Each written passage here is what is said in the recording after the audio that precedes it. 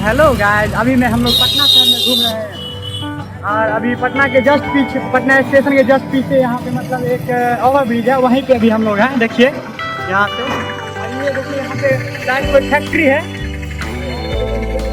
काफ़ी अच्छा व्यू है, यहाँ से देखने में आता है पटना का।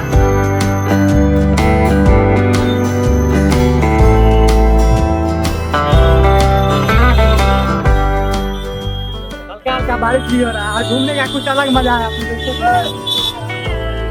हम लोग इधर से उधर जाएंगे इस तरफ और यहाँ से काफ़ी अच्छा मतलब, इसके बाद हम लोग अड्डे के बगल में होटल है, वहाँ पे खाना खाएंगे। तो चलिए वो भी आपको दिखाते हैं।